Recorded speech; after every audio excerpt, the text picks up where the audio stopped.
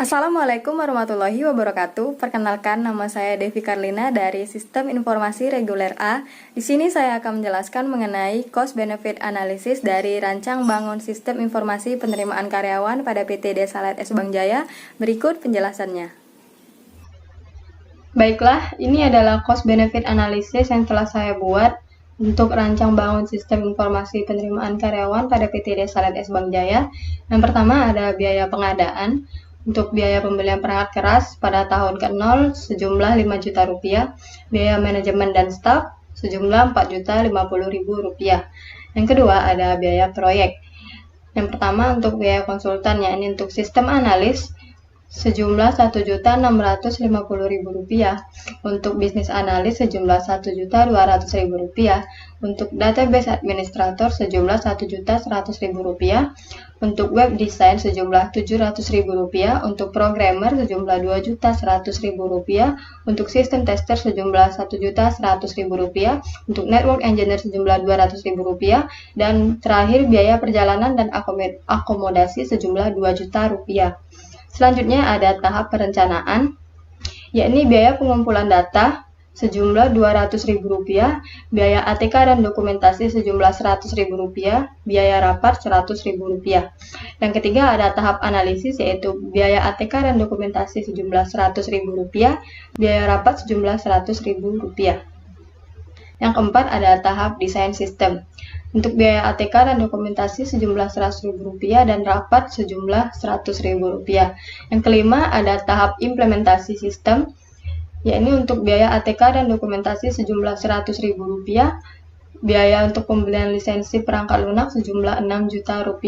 Yang keenam ada tahap pengujian, yakni biaya ATK dan dokumentasi sejumlah Rp100.000 dan biaya rapat sejumlah Rp100.000. Selanjutnya ada tahap penerapan, yakni biaya ATK dan dokumentasi Rp100.000, dan yang kedua biaya software pendukung Rp2 juta. Yang ketiga ada biaya pemeliharaan, yakni yang pertama untuk biaya personil pada tahun pertama Rp500.000, pada tahun kedua Rp600.000, dan pada tahun ketiga Rp700.000. Yang kedua ada biaya perawatan hardware pada tahun pertama Rp500.000, pada tahun kedua Rp500.000, dan pada tahun ketiga Rp600.000. Jadi total biaya untuk pada tahun ke-0 yakni Rp26.300.000, pada tahun ke-1 yaitu Rp1 juta, pada tahun kedua Rp1.100.000, dan pada tahun ketiga Rp1.300.000. Selanjutnya ada keuntungan berwujud, yakni yang pertama pengurangan biaya operasional pada tahun pertama sebanyak Rp1.500.000, pada tahun kedua sebanyak Rp2.500.000, dan pada tahun ketiga sebanyak Rp4.500.000. Selanjutnya ada peningkatan efisiensi pada tahun pertama sebanyak Rp400.000, pada tahun kedua sebanyak Rp600.000, dan pada tahun ketiga sebanyak Rp900.000. Yang ketiga ada pengurangan biaya karena kesalahan proses pada tahun pertama Rp500.000, pada tahun kedua sebanyak Rp500.000, dan pada tahun ketiga sebanyak Rp500.000. Jadi total keuntungan berwujud pada tahun pertama sebanyak Rp2.400.000, pada tahun kedua sebanyak Rp3.600.000, pada tahun ketiga sebanyak Rp5.900.000.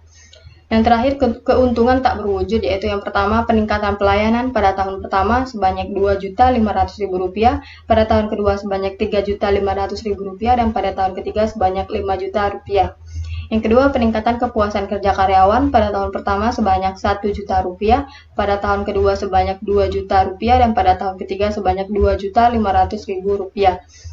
Yang ketiga yakni peningkatan pengambilan keputusan pada tahun pertama sebanyak Rp1 juta, pada tahun kedua sebanyak Rp2 juta, dan pada tahun ketiga sebanyak Rp4 juta. Yang keempat ada peningkatan nama baik, yaitu pada tahun pertama sebanyak Rp1.500.000, pada tahun kedua sebanyak Rp2.500.000, dan pada tahun ketiga sebanyak Rp3.500.000. Jadi total keuntungan tak berwujud pada tahun pertama yakni sejumlah Rp6 juta, dan pada tahun kedua sejumlah Rp10 juta, dan pada tahun ketiga sejumlah Rp15 juta. Selanjutnya ada total manfaat, yakni penggabungan dari total keuntungan berwujud ditambah total keuntungan tak berwujud. Pada tahun pertama sejumlah Rp8.400.000, dan pada tahun kedua sejumlah Rp13.600.000, dan pada tahun ketiga sejumlah Rp20.900.000. Prosit yakni selisih total manfaat dikurang total biaya pada tahun pertama, yakni Rp7.400.000, pada tahun kedua Rp12.500.000, dan pada tahun ketiga Rp19.600.000. Selanjutnya yakni analisis payback period. Perhitungan analisis payback period adalah sebagai berikut.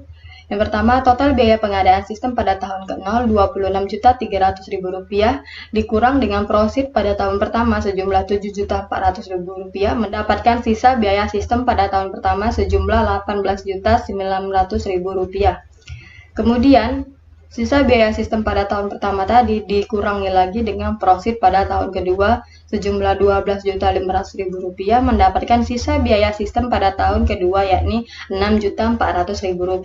Sisa sama dengan Rp6.400.000 per Rp18.900.000 dikali 1 tahun sama dengan 0,33 tahun.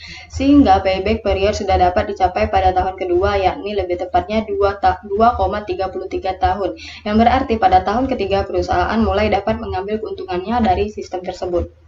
Selanjutnya yakni analisa return on investment. Adapun perhitungan ROI sistem ini adalah yang pertama, biaya pengadaan sistem tahun ke-0 Rp26.300.000 ditambah biaya pemeliharaan sistem pada tahun pertama Rp1.000.000 ditambah biaya pemeliharaan sistem tahun kedua Rp1.100.000 ditambah biaya pemeliharaan sistem tahun ketiga Rp1.300.000. Total biaya semuanya adalah Rp29.700.000.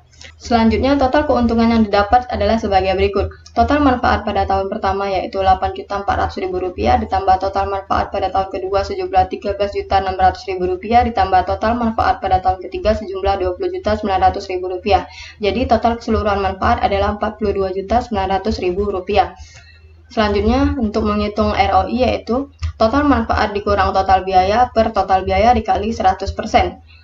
Jadi ROI sama dengan Rp42.900.000 dikurang Rp29.700.000 per Rp29.700.000 dikali 100% sama dengan 44,44%. Artinya bahwa sistem ini akan memberikan keuntungan pada tahun ketiga sebesar 44,44% dari biaya pengembangannya, sehingga sistem ini layak digunakan bagi perusahaan ini.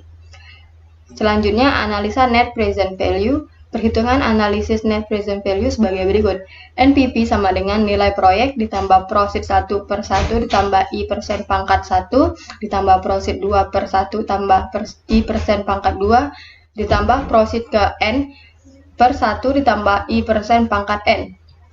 Apabila diaplikasikan pada penerapan sistem yang baru ini, maka perhitungan nilainya dengan tingkat bunga diskonto 15% per tahun, maka NPV sama dengan min Rp26.300.000 ditambah Rp7.400.000 per 1 ditambah 0,15 pangkat 1 ditambah Rp12.500.000 per 1 ditambah 0,15 pangkat 2 ditambah Rp19.600.000 per 1 ditambah 0,15 pangkat 3.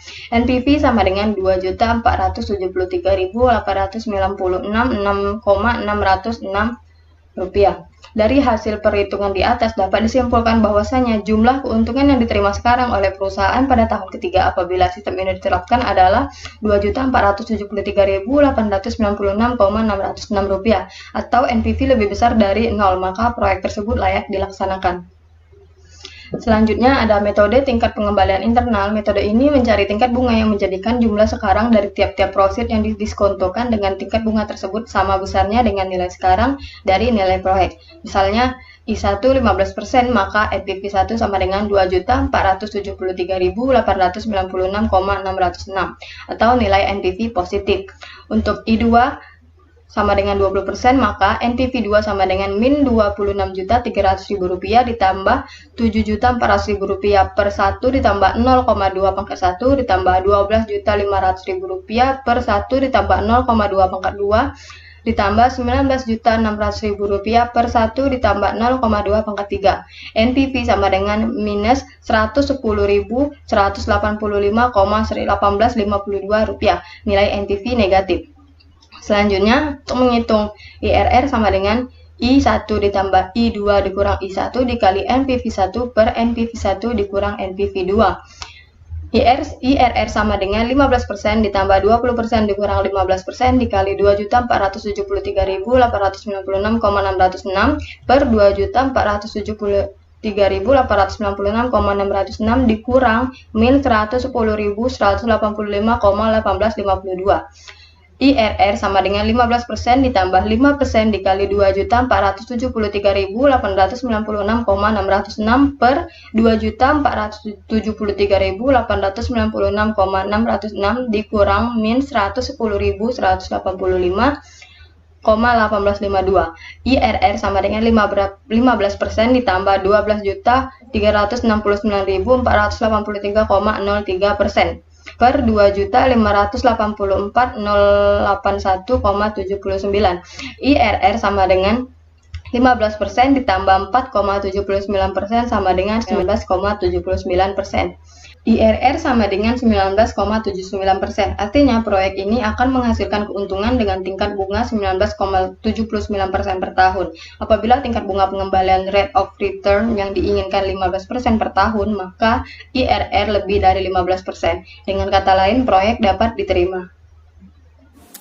Demikianlah penjelasan dari saya mengenai cost benefit analysis dari rancang bangun sistem informasi penerimaan karyawan pada PT Desa Light S Bank Jaya. Apabila ada kesalahan saya mohon maaf, kepada Allah saya mohon ampun. Terima kasih. Wassalamualaikum warahmatullahi wabarakatuh.